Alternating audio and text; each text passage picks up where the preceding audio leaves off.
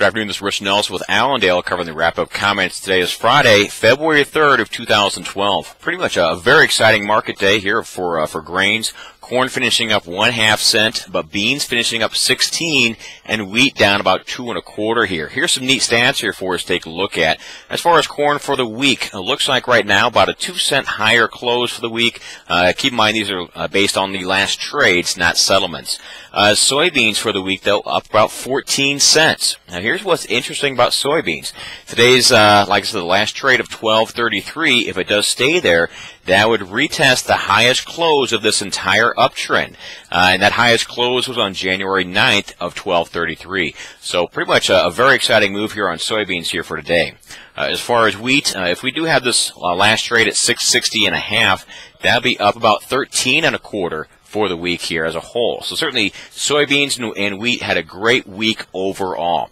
As far as exciting news here for today, we did see the market react pretty strongly to some estimates that came out for next Thursday's supply-demand report.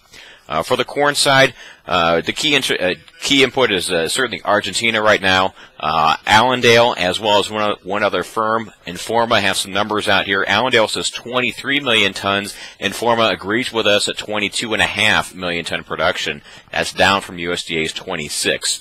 So there is a consensus here on as far as corn. What we thought was interesting was if you look at the breakdown on the soybean numbers, there is a little bit of a difference here. Everybody agrees that we are going to see some lower numbers for Argentina's soybeans. But Allendale certainly sees a drop going from 50.5 USDA to 49, so certainly a slight drop.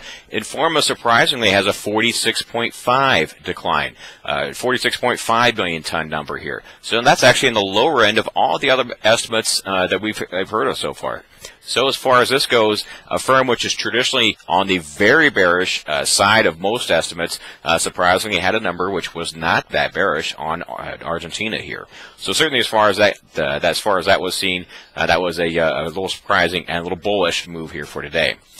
Keep in mind, as far as the wheat goes, we did have a lower trade here today, and the key reason is part of the rally we had running up in prices was based on two issues here: the cold temperatures in Europe through FSU, and secondly, the thought that perhaps Russia would have that grain tariff export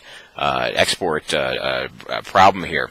As far as the first one, on the EU and FSU cold temps, forecasters say, well, that's behind us.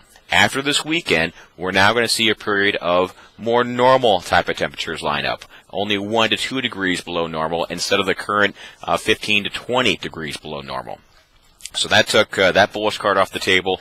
As far as the Russia grain export tariff, well, there's kind of confusion here, but the main result is at the end of the day, it appears that Russia will not have this grain export tariff. They said they will raise their grain export limit, up to 27 million tons.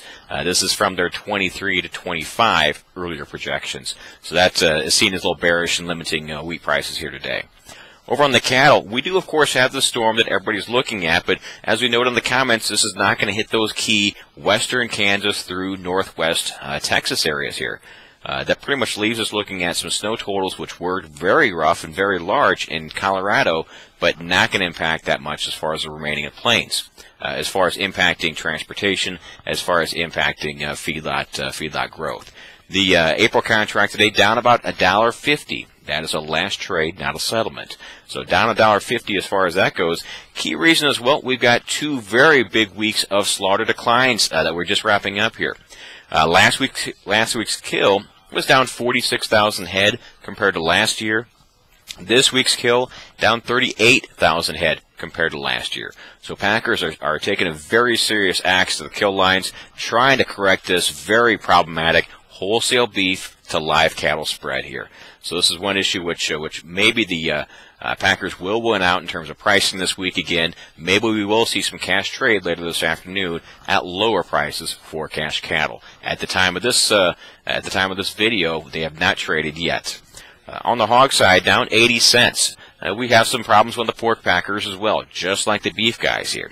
Pork packers, we did drop the kill.